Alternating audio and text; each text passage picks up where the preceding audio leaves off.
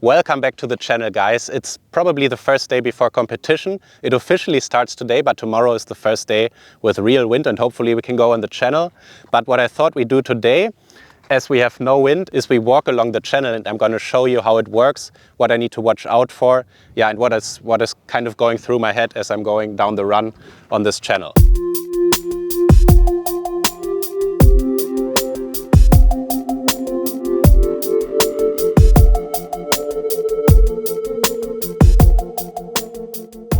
So let's get started here with the start box.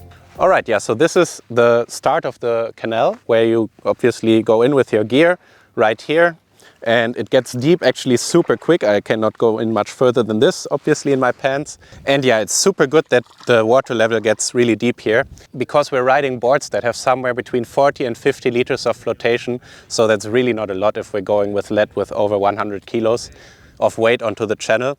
So we need to be able to really get going, and obviously the back of the board tends to sink in a little bit. And then you can also see behind me that there are some hills. So this part of the channel actually has the least amount of wind and is also the gustiest, which makes starting even harder. And if it's a little bit deeper, it's more easy to get going. And you really want to try to start as quick as possible. If you're like dragging all the way halfway down the channel, obviously you enter the corner with less speed, which will result in less entry speed at the first box, which we don't want. So already the start is super important for your speed run, which maybe you wouldn't expect because you think the start is like 300 meters away. But with a channel like this that is in total 800 meters long and with a run-up of 300 meters, it's so important that right from the get-go you try to build the speed as soon as you can. So now we're at, in my opinion, the most important part of the channel, which is the slingshot going around the corner. And what happens here is that you really change a lot the angle of your run. So you go maybe 30, 40 degrees more downwind, and you also have a really strong gust usually at this point. So what you really need to try to do here is to really kind of go down and kind of anticipate this big push that will come. And what I figured out here is that I need to have a little bit different settings to what I'm used to sailing on open ocean.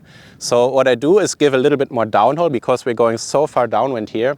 Then also I use longer harness lines here, and obviously also a little bit of lead. And this helps me to really keep the pressure here on this corner, because this is where you feel the most pressure during the whole run, but also actually the most fun part. And then there's always this discussion of how do you take this corner? Do you try to go very close here and use like the full line?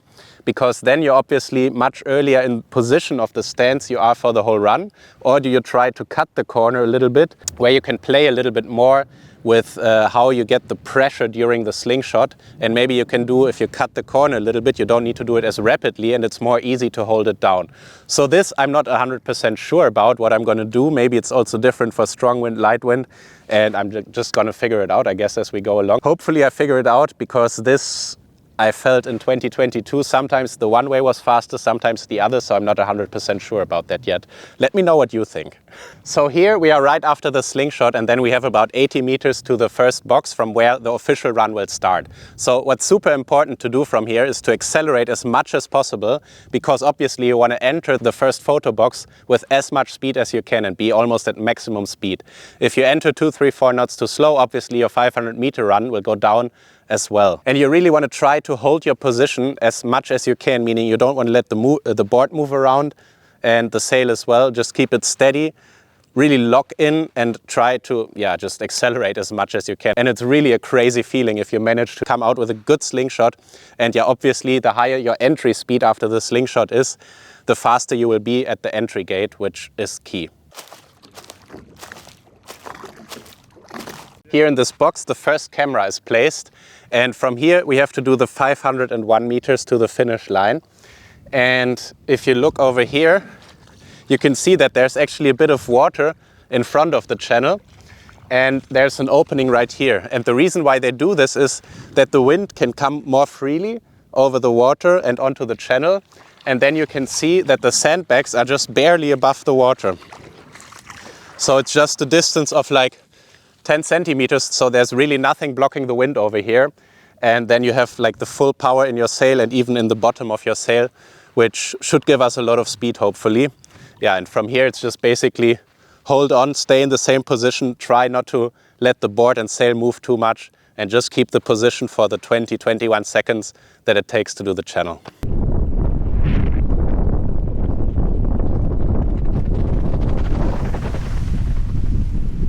And the other reason that they do this with a little lake here in front of the channel is that it should block the chop a little bit.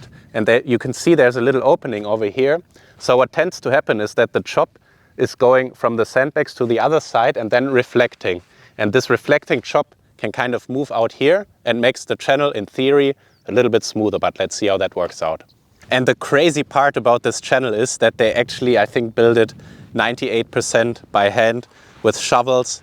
And imagine what a heavy work this is to build a 1 kilometer long channel, 1 meter deep here in the middle of the desert, just with shovels and basic gear like this. So the guys did an incredible job to make this possible, that we can go sail here. And yeah, we're really thankful that they put in all this work. And yeah, very cool. So now we're basically right in the middle of the 500 meter run. So we've done 250 meters until here. And because you can kind of see that this whole channel lies in kind of a valley, you have this effect that the wind is going around the mountains towards the end and towards the beginning. So right here in the middle, the wind is actually the weakest on the whole run. So you always enter this part with a little bit of a lull, which means you tend to oversheet the sail, which can push you closer to the sandbags here, which I experienced the last time I was here in 2022. So here you really need to take care that you're back on the board and that you even open the sail a little bit so that you're not getting pushed too close to the sails, oversheet, kill the speed. And that's really critical about doing a 500 meter run compared to doing max speed or even 10 seconds, that you have to keep the speed even when you go outside of the gust. And this is, I think, what I personally have to work on the most, because I tend to just like focus on max speed and 10 seconds, and this is very different here on the channel.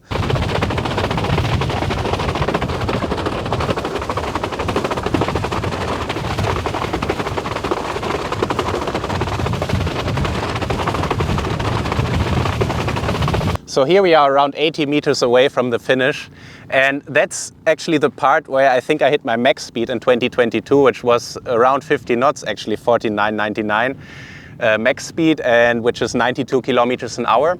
Because here you usually have the second really strong gust, and you really have to use this to finish your run strong and get the maximum speed up onto the finish box from where you start slowing down.